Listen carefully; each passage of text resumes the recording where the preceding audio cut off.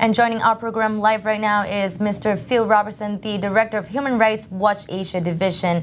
Phil Robertson, thank you once again for joining our program. Thank you for having me on the show. Now, in a nutshell, can you just sum up what is going on happening? Has anyone been held accountable for the recent violence, including the deaths and arrests of villagers? Well, the situation in Krache is very tense right now. What you've had is a clearing operation by security forces against villagers, and Cambodian authorities making up this story about some sort of secessionist movement that no one has ever heard of before these officials decided that they needed to have some sort of scapegoat. Are you referring to the Democratic Association? That's exactly right. This organization is one that no one has ever heard of. It has been denied by the villagers and by the persons accused. And the larger question is, who is going to believe that the province of Krache is going to go anywhere? There's very little indication in this case. What you do have is the persons who are being accused have been active in helping villagers write complaints against the actions of the Kasotim land concession company, the Russian company that has been doing logging in the area. That company has a 15,000 hectare concession, which is supposed to be 15 kilometers away from this village where the 14-year-old girl was shot. Mm-hmm. But interestingly, the troops are now trying to clear that village, raising the issue that this company is going well beyond its the boundaries of its economic land concession that's been granted by the Cambodian government. Mm-hmm. Well, Mr. Robertson, how intense does the situation has to go to what extent that the international organization will lend in their hand to help prevent any abuses to the victims or innocent people? Well, I think that the international community is very concerned about this. This latest spate of violence is part of an ongoing problem in Cambodia where corrupt officials, including up to the highest levels of the Cambodian government, have been working with commercial interests to seize land, for whether it be rubber plantations or sugar plantations in the rural areas, or in the case of Bungkok Lake in the center of Phnom Penh, a possible shopping center. These are people who are making tremendous amount of money through seizing land, and the poor people who are living there are being pushed off with little or no compensation and no opportunity to appeal against the seizure of the lands where they have been living for generations. Mm-hmm. Mr. Robertson, legally speaking, can the government or international human rights group organization can go after the companies that were granted concession? Well, I think there's a lot of research taking place already. Human rights groups, both international and national in Cambodia, are working on this as we speak.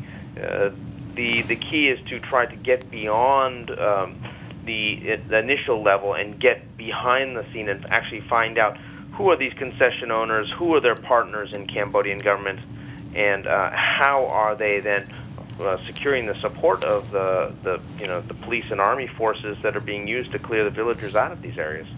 What is quite clear is that there's significant human rights abuses taking place around economic land concessions and land clearance in Cambodia, and no one is being held accountable. In the case of the people who shot and killed this 14-year-old girl, no one has been charged. Mm-hmm. And unfortunately, that is par for the course in Cambodia, where military and police can get away with murder very, very easily. Right. Now, according to the report, they blame that the Cambodia's land tenure system is very weak. They blame it on during the Khmer Rouge regime. Is there any truth in this statement? Well, I mean, if you blame everything on the Khmer Rouge, that was over 37 years ago. Mm-hmm. We can talk about the fact that the land documents were torn up at that period of time, but people have been living on these lands since 1979 and 1980. Mm-hmm. And the World Bank actually had a land titling project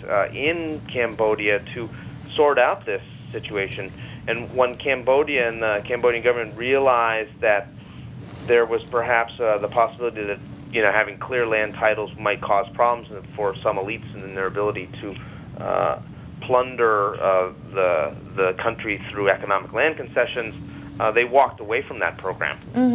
So there's efforts to change the situation, but they've been frustrated by the government's own greed in trying to extract the maximum amount of resources for private pockets connected with the government. Right.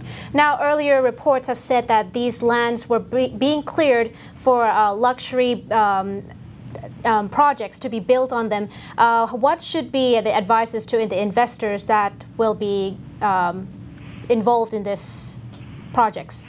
Well, the larger problem is that investing in Cambodia, you really have to go in with your eyes open. You know, those who want to engage in ethical investment are probably better advised to look somewhere else. Unfortunately, those who are investing, in many cases, know exactly what they're doing. They're greasing the palms of local and national officials. They're ensuring that they have well-connected, powerful people who can guarantee that the land will be turned over at the time that the project needs it. And they are also ensuring that they have partners who, if the locals, the villagers and others who are affected by the projects are unhappy, that they can be cleared out. In this case, you can see how they clear people out with gunfire. Right. Well, Phil Robertson, thank you as always for joining our program and giving us all this knowledge and insights. Thank you very much for having me on the show. Good night. Good night.